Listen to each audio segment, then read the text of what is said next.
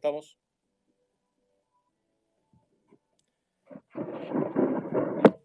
Buenas tardes, señoras y señores. Estamos en una emisión más de Artículo 26. Hoy es lunes 17 de agosto del año 2020. En este momento son las 17 horas y 17 minutos. En este momento tenemos en Asunción una sensación térmica de 27 grados. Y va a bajar la temperatura a partir del miércoles aproximadamente. Bueno, vamos a tocar algunos temas. Evidentemente, vamos a empezar por las cuestiones más recientes, por llamar de una manera. Hace cuestión de una hora, Darío Messer fue condenado en Brasil a 13 años y 4 meses de prisión. Cabe recordar que dentro de todo, Darío Messer fue beneficiado por la delación premiada que hizo. Cabe recordar todas las declaraciones que mencionó, todas las informaciones que brindó. Y bueno, y a partir de ahora incluso Darío Messer, a partir de este momento, puede ser utilizado como testigo en los diferentes otros casos que vaya abriendo la justicia brasilera, incluido el caso de Horacio Cartes, ciertamente, y también otros casos que se van a ir abriendo, ¿verdad? O sea, todos los que de alguna u otra manera generaron una asociación ilícita para delinquir, teniendo en cuenta que sabían la calidad de prófugo de Darío Messer y aún así estaban participando pasivamente con conocimiento y activamente, efectivamente, entregando dinero, como en el caso particular de Eduardo Campos, presidente de Banco Mambay, de Basa, que ahora va a tener que explicar de dónde sacó ese dinero y en función de qué estuvo entregando eso. Y bueno, y él es cómplice en este momento de una situación de ayuda de un prófugo. O sea, así como dijo Darío Messer, no fue para sus gastos judiciales, sino fue para mantenerse prófugo. Y hay dos cuestiones ahí que hay que simplemente recordar. En primer lugar, que el dinero fue para que efectivice su fuga. En segundo lugar, para que se mantenga prófugo, por eso fue pasando de un lado para otro, de Paraná Country a, no sé, a Paraguarí, después de ahí a, no sé, Salto, después de Salto a Pedro Juan, etcétera. Entonces, para que se efectivice eso, él recibió ese dinero. O sea, ahí, digamos, la situación procesal, tanto de Horacio Cartes como de Eduardo Campos, en este caso, digamos, cambian bastante y genera un efecto colateral, efectivamente, hacia el Banco Basa y hacia Banco Mambay, digamos, en el sentido de saber si el resto de su directorio estaba en conocimiento de lo que estaba realizando el presidente del Banco Mambay en ese momento, porque hay que recordar que incluso a la novia de Darío Messer creo que le recibió un par de veces en el banco. Y bueno, y la pregunta que todos se hacen, bueno, ¿de dónde sacó Eduardo Campos los $600,000 que le entregó a Darío Messer?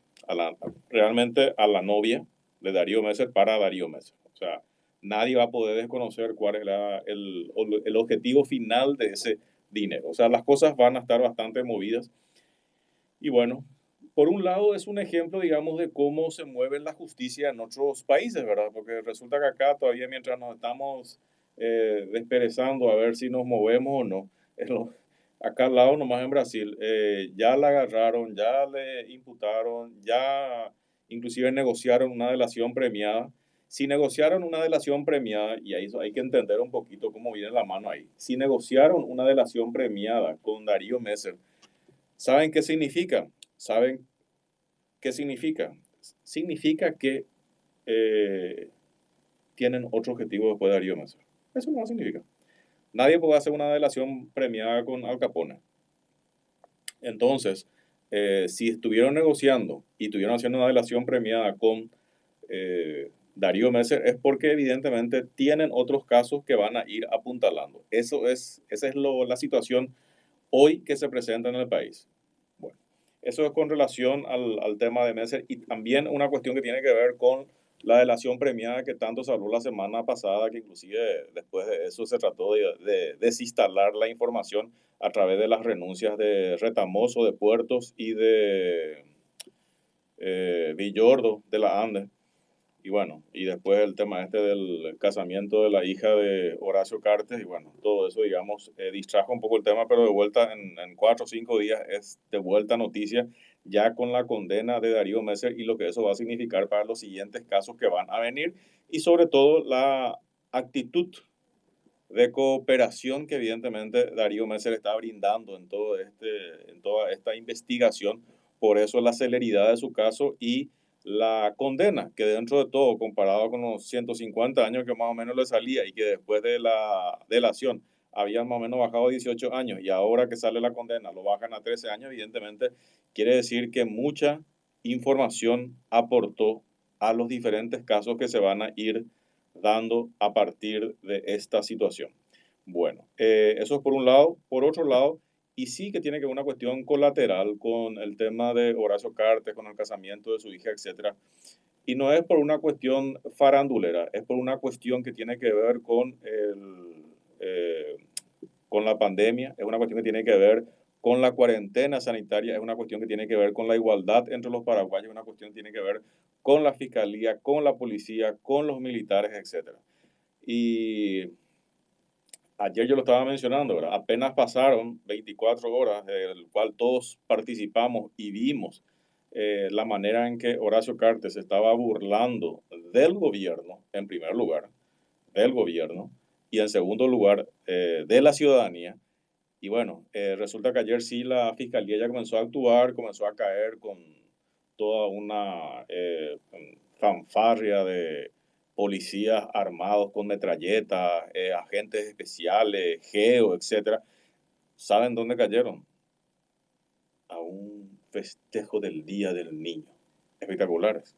O sea, 24 horas antes estaban todos violentando la cuarentena, el protocolo de la cuarentena, eh, en el casamiento de la hija de Horacio Cartes, y 24 horas después le caen a unos niños que estaban festejando el Día del Niño. Así nomás. Esa es la realidad que se presenta. Y la cuestión esta que tratan de instalar ahora, no, que 20 es en un lugar cerrado y no abierto, eso es una pelotudez. Porque en primer lugar los niños estaban en un lugar abierto porque no tienen un tinglado para 20 personas. Así es que, o sea, yo vi el video, me pasaron el video, así es que dejemos de decir pelotudeces. Pero lo más grave y concatenado con esta situación es lo siguiente, porque no es, no voy a decir me contaron o lo que sea. Yo lo escuché a Mazzoleni, creo que fue el viernes, cuando un periodista le pregunta a Mazzoleni sobre el protocolo de salud que el mismo Horacio Cartes generó para el casamiento de su hija. Y Mazzoleni dijo que él no tenía conocimiento de ese protocolo. Y hoy, la verdad que eso sí todavía no lo leí a profundidad, pero me dicen que la fiscal Teresa Sosa está mencionando que el protocolo de salud del casamiento de la hija de Horacio Cartes resulta que aprobó el ministro de Salud. Entonces, verán, ¿en qué quedamos? O sea, uno de los dos miente. O miente Teresa Sosa o miente Mazzoleni. Y en el caso particular, a Teresa Sosa no la escuché todavía, pero voy a escucharlo después la entrevista que le hicieron. Pero en el caso particular de Mazzoleni, sí lo escuché. Y sí me acuerdo perfectamente que le preguntaron sobre el protocolo de salud que se había viralizado sobre el casamiento de la hija de Horacio Cartes, y él decía que desconocía y que no podía luego hablar de eso, porque desconocía. Entonces no podía mencionar nada. O sea, básicamente él no aprobó nada. Y hoy salta que sí se aprobó. Lo concreto es que se violó una vez más el tema de la cuarentena del país. Y como alguien dijo de una manera bien alegórica, hubo un casamiento en Luque y terminaron los invitados y los novios, los recién casados, terminaron en la comisaría. Después, una semana después, hubo un par de bodas más chuchis. Y bueno, refunfuñaron un poquito, pero después de mucho, resulta que terminan imputándole lo de la fiscalía. Y ahora, esta bofetada a la ciudadanía y sobre todo al gobierno que le envía a Horacio Cartes, haciendo lo que básicamente quiere.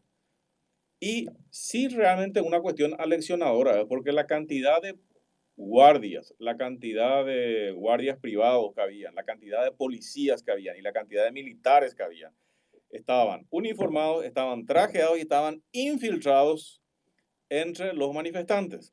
¿Qué me dicen? Eran 6 gatos locos. Perfecto, probablemente hayan sido 6 gatos locos. Y probablemente, pero sí se ve perfectamente cuando un par de infiltrados, vestidos como ellos, tratan de generar algún tipo de incidente entre los mismos manifestantes. Pero aún así, si fueron 6 gatos locos, esos 6 gatos locos consiguieron que eh, los invitados y los novios salgan corriendo por la puerta trasera de la catedral. Y es lo que corresponde, porque ese evento nunca debió haberse realizado. Que la ley sea igual para todos. O les tengo que recordar lo que acaba de suceder con Darío Messer. Ahora yo quiero verle a Horacio Cartes, ya que dijo que es su hermano del alma, me imagino que vaya a visitar la cárcel, la puta, no, si no, si es solamente para farrear nomás, no, eso no es hermano del alma. Me imagino que ahora Horacio Cartes se va a ir a visitarle a su hermano del alma que está en la cárcel, creo que en todos lados, en la Biblia misma creo que dice eso, y tener que ir a visitarle a tu hermano que está ahí, que la está pasando medio mal, etcétera, ¿no? O si no, solamente para la farra la cosa, pues. Me imagino que va a ser coherente con eso, pero lo que pasa es que Horacio Cartes no quiere salir del país. Tiene miedito. Es un consejo que le dan, según es un consejo que le dan sus abogados. Yo creo que pasa más por un miedito porque yo creo que el siguiente caso que va a venir de parte de la justicia brasileña va a ser el caso de Horacio Cartes. O sea, va a tener, o se va a profundizar el caso que tiene actualmente o se va a abrir un nuevo caso, así nomás. Y el siguiente caso que va a venir más tarde o más temprano va a ser evidentemente contra Eduardo Campos, que fue el que materializó la entrega efectiva del dinero a un prófugo de la justicia brasilera. ¿Y vos crees, Eduardo Campos, que los brasileros se van a olvidar fácilmente de la fechoría que hiciste? Lo que sí tendrían que comenzar a ver es realmente cómo les va a repercutir eso en el Banco Basa. O sea, me imagino que Santiago Peña y Carlos Fernández Baldovino resulta que ex ministro de Hacienda y ex presidente del Banco Central estarán ya, no sé, craneando cómo zafar esta situación, porque puede venir bastante mal. O sea, como yo ayer mencioné, y creo que es el final esperado nomás luego, ¿verdad?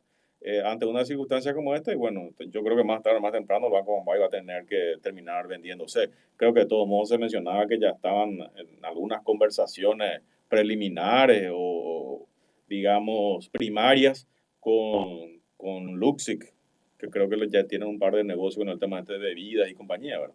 Pero bueno, o sea, son situaciones que se van dando con relación a este caso que va teniendo connotación internacional. Y yo creo que es aleccionador para todos. Y sobre todo nos hace poner los pies sobre la tierra. Sobre todo para saber de que todos los paraguayos o todos los seres humanos realmente somos iguales. Y todos debemos ser iguales ante la ley. Lo que ayer hizo Horacio Cartes, ayer fue, no, lo que antes de ayer hizo Horacio Cartes con el tema este del casamiento, van a querer comprar todos los senadores y diputados para torcer la justicia. Lo que pasa es que estoy contestando lo que me dicen acá, estoy leyendo lo que me dicen acá. El tema nomás es, yo creo que van a tratar de comprar todos los senadores, los diputados y compañía, todos los jueces, fiscales y compañía, que de hecho más o menos está luego ya medio así, ¿verdad?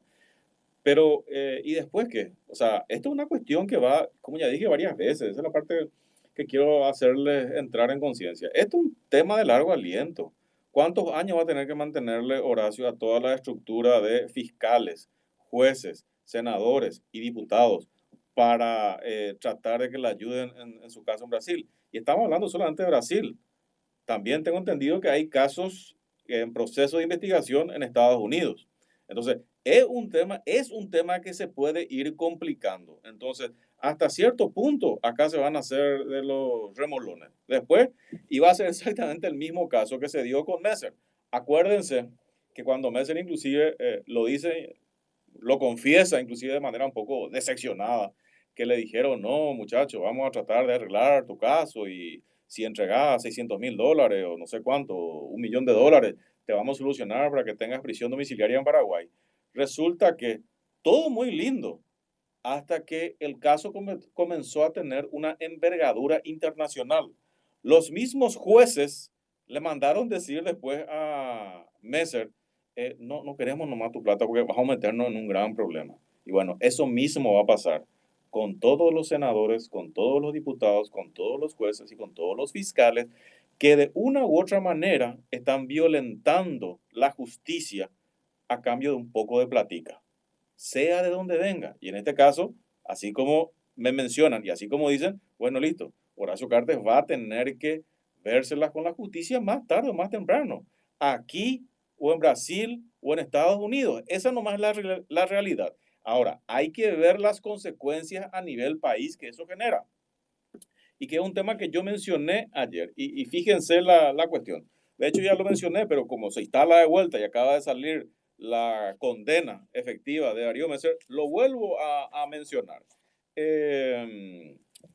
Yo creo que la estrategia final, fíjense lo que les voy a decir, la estrategia final de los brasileros va mucho más allá de Darío Messer y va mucho más allá de Horacio Cartes y de Eduardo Campos, que estos los otros que son ya ahí simplemente rellenos, pero van a tener que darse una vueltita por la región.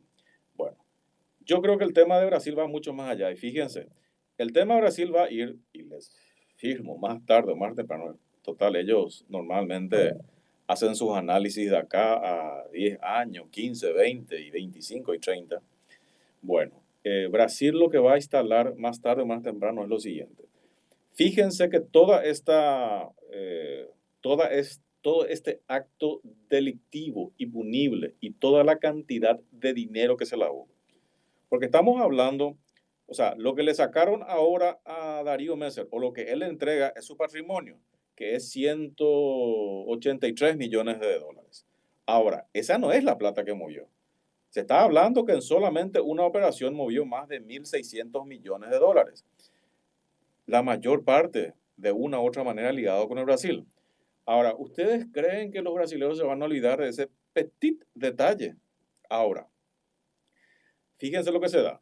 ¿Quién le ayuda a mantenerse prófugo y le pide que no se presente durante su gobierno a Darío Messer? Horacio Cartes. ¿Quién le entrega la plata? Horacio Cartes.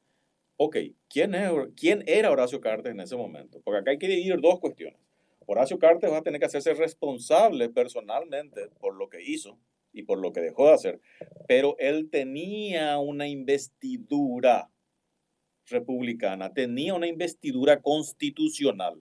Él era presidente de la República del Paraguay. Ok, fíjense cómo se van dando las cosas. Carlos Fernández Valdoino, hoy creo que es director de Banco Mambay o es empleado de Horacio Cartes. Bueno, Carlos Fernández Valdoino en aquel entonces era presidente del Banco Central del Paraguay, que tiene a su cargo la superintendencia de bancos, que tendría que controlar también a todos los bancos, incluido Banco Base y Banco Mambay, y hacer un estudio también que tenga que ver con la diligencia debida del lavado, de la prevención del lavado de dinero. Entonces, ¿dónde estaba antes Carlos Fernández Valdoino? Estaba como presidente del Banco Central. ¿Dónde está hoy? Trabajando para Horacio Cartes. Ok. ¿Tenía un rol constitucional en ese momento Carlos Fernández Valdoino? Sí. En el momento en el cual se estaban realizando todo el tema de la transada, del lavado de dinero de Darío Messer en toda la región, sí, cumplía una función el amigo Carlos Fernández Valdoino.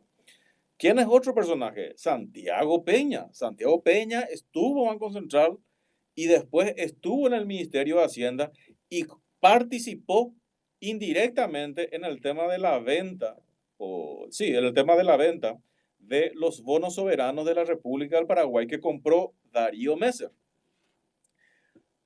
¿Cuál era la función pública en aquel momento de Santiago Peña? Santiago Peña era director del Banco Central en una primera instancia y después ministro de Hacienda.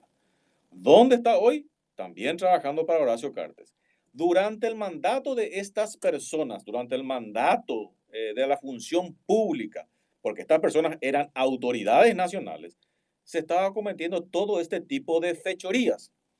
Y podemos continuar más. O sea, Oscar Voidanich Oscar Voidanich resulta que por 10 años fue director de CEPRELAT. 10 años. Y resulta que nunca le dio bola a los reportes de operaciones sospechosas de las operaciones que estaba realizando Darío Messer en la República del Paraguay. Incluso cuando le dejan evidencia una de sus funcionarias a Oscar Voidanich, creo que al final terminan echándole una cosa así, que quedó también en la nebulosa que pasó con esa funcionaria, que me acuerdo perfectamente que en la comisión bicameral a voz cantante dijo que Voidanich estaba en conocimiento del reporte de operaciones sospechosas de Darío Messer y que decidió no hacer nada. Voidanich también estaba en un rol institucional. Era nada más y nada menos que el director de la Secretaría de Prevención del Lavado de Dinero de la República del Paraguay. Y en ese momento su jefe institucional era Horacio Cartes. Y hoy, de una u otra manera, trataron de meterle dentro de la estructura del grupo Cartes, pero creo que quedó ahí como tipo asesor o una cuestión ahí nomás para que no les salpique tanto.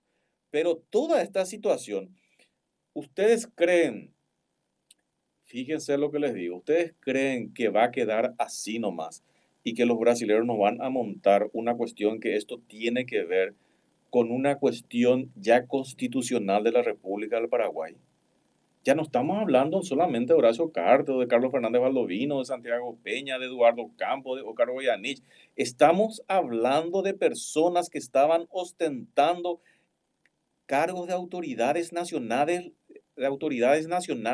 de una república que dejaron pasar delitos y fechorías que le afectó a otra república que está acá al lado, que es Brasil. ¿Ustedes creen que más tarde o más temprano no va a haber un reclamo a nivel internacional de la República Federativa del Brasil contra la República del Paraguay por haber tenido nosotros, culpables nosotros como pueblo, haber tenido un gobierno que solamente sirvió para darle todo el blindaje a una estructura corrupta a nivel regional? ¿Ustedes creen que los brasileños, en una sola operación están hablando de 1.600 millones? Al final se hablan de, creo que los ceros no aguantan.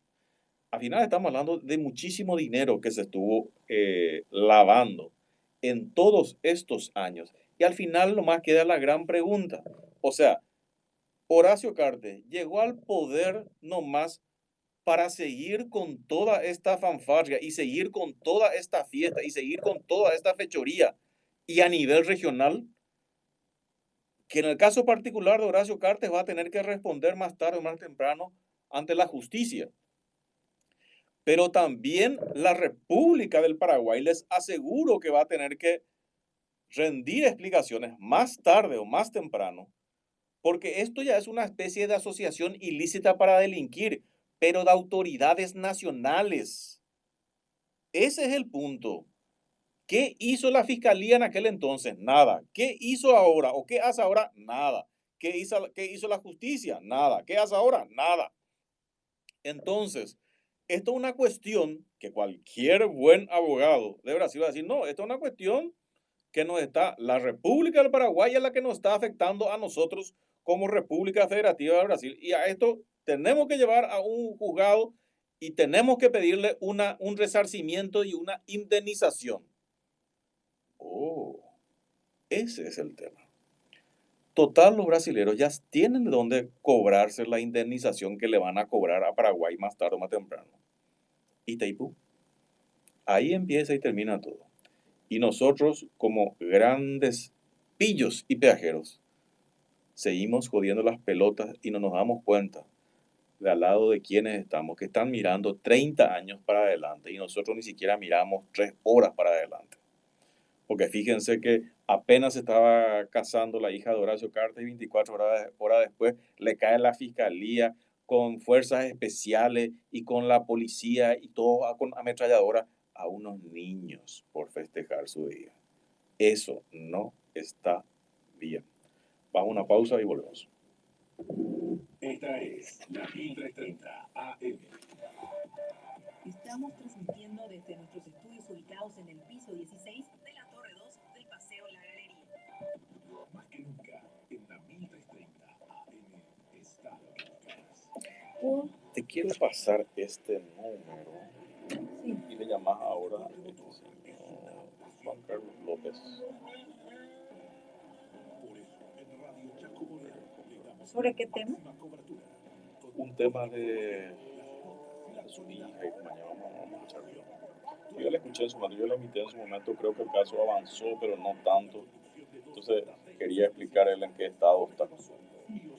¿Sobre qué tema? O sea, ¿cuál es el tema a tratar con él?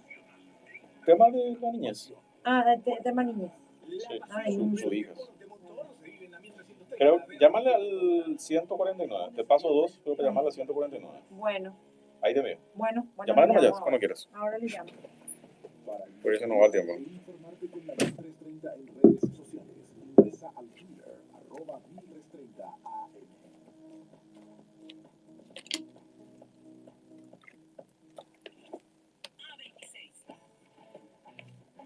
Estamos de vuelta con artículo 26.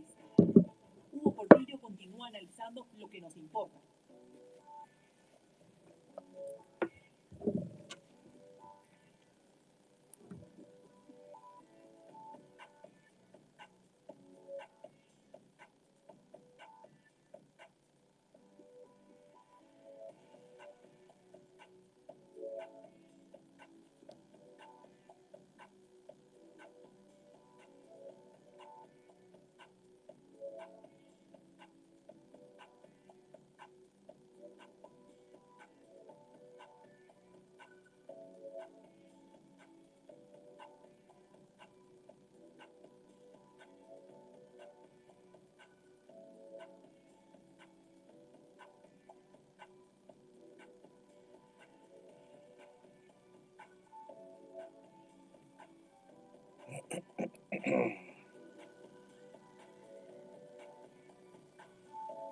Estamos.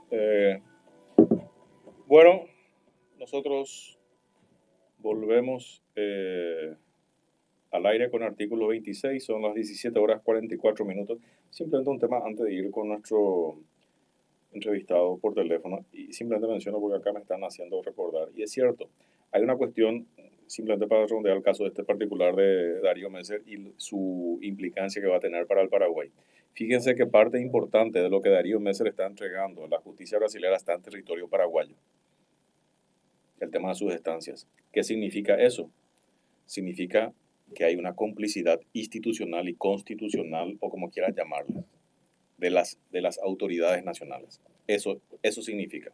Entonces, le estoy diciendo nomás que cada vez hay argumentos más sólidos para que más tarde o más temprano, y eso les firmo, la República del Brasil va a venir en contra de la República del Paraguay pidiendo indemnización y resarcimiento por haber permitido un mega lavado a nivel regional. Bueno, nosotros vamos a nuestra entrevista telefónica. Estamos con Juan Carlos López. Juan Carlos López, buenas tardes. Buenas tardes, Hugo. Juan Carlos, te escuchamos rápidamente el tema, o sea, para poner un poco en perspectiva tu caso y para que la audiencia un poco entienda, ¿podés referirnos o introducirnos unos 30 segundos en el caso particular y después entramos cómo está actualmente? Sí, pues cómo no. Pues mira, 3 años luchando por el interés superior de mis hijos. A día de hoy se está haciendo justicia, gracias a Fiscalía General. Y bueno, hay una imputación, y dentro de esa imputación, abuso sexual y violación al deber de cuidado contra mis hijos. Hace 8 días, el juzgado de la niñez pues no actúa. ¿A cargo de quién está el juzgado de la niñez? De Diana Concepción Isasis Gómez, en Quindío. ¿Y qué te dicen?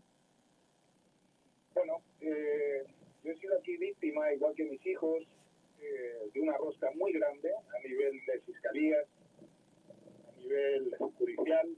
Gracias a Dios, pues hemos podido sacar todas las carpetas fiscales a otra jurisdicción, y cuando se han empezado a investigar estas carpetas, pues se ha imputado a los responsables del abuso sexual de mi hija, a la madre también, por reiteradas violaciones al deber de cuidado, Y a día de hoy, pues el juzgado lo que hace es mirar a otro lado. Me dice que el Ministerio Público está solicitando al juzgado de la niñez medidas de protección, al igual que sugiere la psicóloga del Ministerio Público dichas medidas, y lo que hace la jueza es dejar a la madre de los niños con los niños y enviar periódicamente un psicólogo forense. Una cosa que no llego a entender, ¿verdad? Ok. Y ahí se queda el tema. No, ¿verdad? Pero, ¿cuál es el trámite judicial? O sea, ¿qué es lo que tiene que expedirse ahora la jueza Eliana Centurión, me dijiste, ¿verdad? No, Diana Concepción Isasis Gómez. Ah, Pues, según me refieren mis abogados, esto es como dejar al ternero con el lobo. Y que avise el pastor y diga, oye, que el lobo está maltratando al cordero. No tiene referencia, o sea, no es un símil igual, pero para que la audiencia lo entienda. En este caso, si mis hijos están siendo abusados, hay testimoniales de Policía Nacional, Hugo, que testifican en fiscalía, igual que hay actas policiales en el juzgado de Anier, que dice que deja a los niños solos cuando ya tenían tan solo un añito, ¿verdad? Durante todo el día en la casa. Pues, ni siquiera estas cosas hacen efecto en la jueza, que la jueza a día de hoy lo que debería hacer, según el criterio del Código de la Niñez y mis abogados, estas medidas de protección es sacar a los niños automáticamente de ese entorno, puesto que la madre está imputada, y va a entrar en el proceso del artículo 242 en un juzgado penal de garantías. O sea, abre la posibilidad de que entre en prisión y, lo que es peor aún, ¿no? Mis hijos siguen en riesgo y así llevo 3 años gritando, suplicando a la justicia que por favor hay unos niños que son mis hijos a los que llevo 2 años sin ver.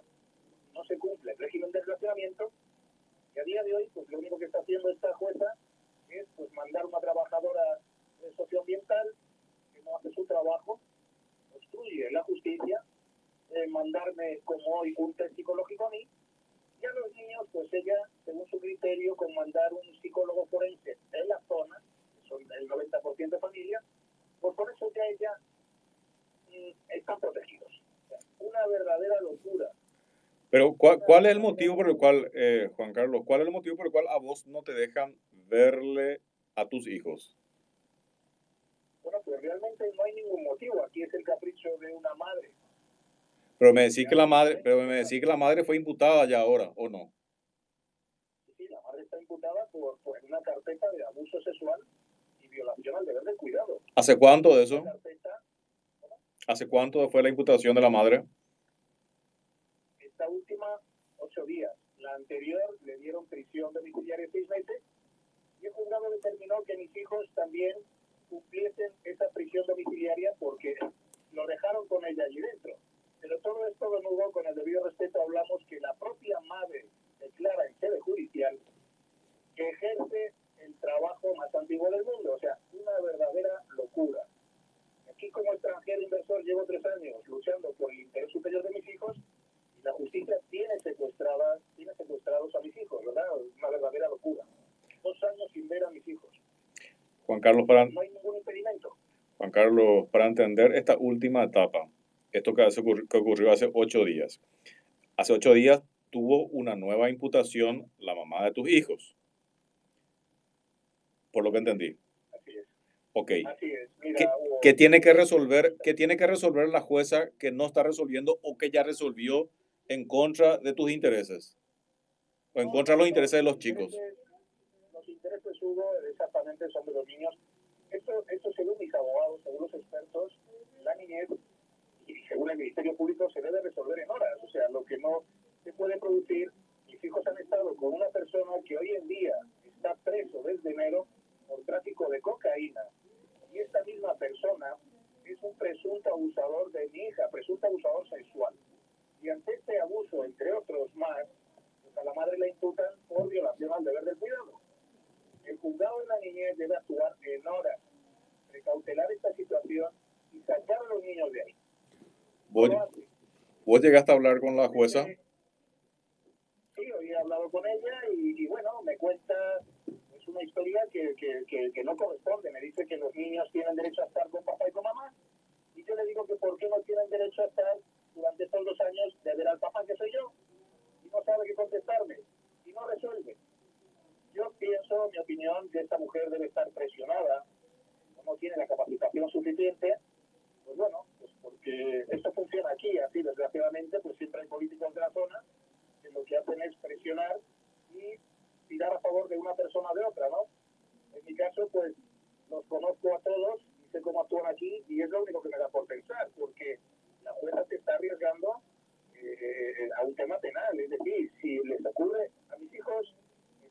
solicitando una psicóloga del Ministerio Público que se les haga una cámara GESEL.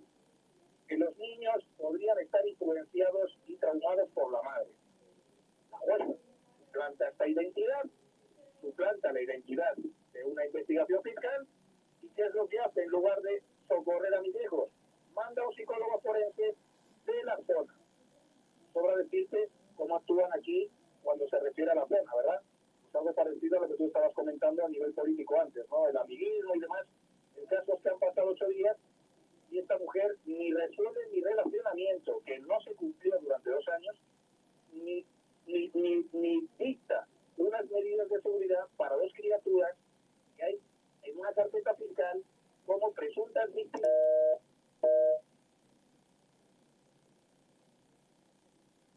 Bueno, se nos fue el llamado. Estábamos hablando con Juan Carlos López sobre un tema que nos estaba comentando de una situación bastante complicada, que realmente yo ya lo entrevisté en el pasado a él, y es un tema que viene de hace años, pero lo nuevo es la imputación que recibe ahora la madre, pero la falta de resolución de la jueza del menor de la zona con relación al punto, que es lo que quería justamente entender. Pero se- eh, ok, vamos a seguir en línea. Juan Carlos, ¿me escuchas? Juan Carlos, hola Juan Carlos. Sí, se cortó, se cortó. Lo que yo... El tema, lo triste de esto, que aquí es habitual, estas situaciones son habituales. Juan Carlos, lo que yo quiero entender es lo siguiente, con relación a este último evento, porque nosotros ya habíamos hablado en el pasado, de todos modos, digamos, de una u otra manera, algo avanzó porque este tema de la nueva, o sea, la imputación contra la madre es de hace 8 días. Lo que acá tiene que resolver y que no está resolviendo es la jueza del menor. ¿O ya resolvió? Eso es lo que no entendí bien. ¿Todavía no resolvió? No, lo que solicita, para entenderse, perdón, lo que solicita el Ministerio Público son medidas de protección y ayuda, por lo que es lo mismo, a que los de allí no pueden estar bajo la tutela de una mujer que está imputada por violación al deber del cuidado en una carpeta de abuso sexual.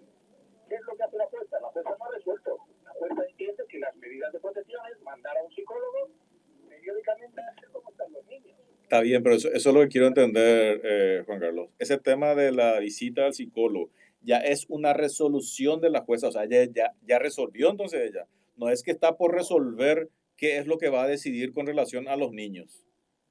No ha resuelto, Hugo. Es como, digamos, una medida cautelar de Ok, protección. ahí sí. Pero insisto que mis abogados y yo mismo como padre no corresponde, Hugo. Si el Ministerio Público está imputando por un delito que es el mayor delito que se le puede imputar a una madre en este sentido, con criaturas, que es violación al deber de cuidado, no puede estar mandando psicólogos a ver cómo están los niños. Ya ha determinado una psicóloga del Ministerio Público que los niños están influenciados por la madre y que recomiendan cámaras GESEL porque hay algo raro en los niños. Y esta mujer, en lugar de resolver, lo que hace precautelar temporalmente estas medidas de protección y manda a un psicólogo. Sí. No corresponde. Pero digamos que ella está para resolver de todos modos. La cuestión de fondo. Bueno, debería resolver, pero no en 8 días. Debería resolver en horas tratándose de niños, ¿verdad? Y de una imputación tan delicada como esta, Hugo. Ok, entiendo perfectamente, Juan Carlos.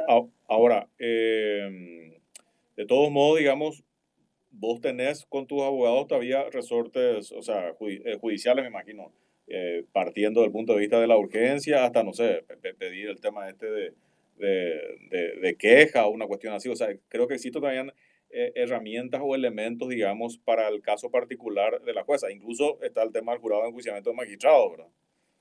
Efectivamente, así es, don Hugo. Lo triste de todo esto, que las herramientas para agotar esas instancias seguirían estando mis hijos en riesgo, como llevo reivindicando 3 años, y que desgraciadamente pues las fiscalías aquí en el noveno departamento nunca hicieron nada. Lo que sería... Gracias a Fiscalía General, que cuando tuvo conocimiento de estos hechos, rápidamente sacó estas carpetas y bueno, a nivel particular, he vuelto a confiar en la justicia en ese sentido.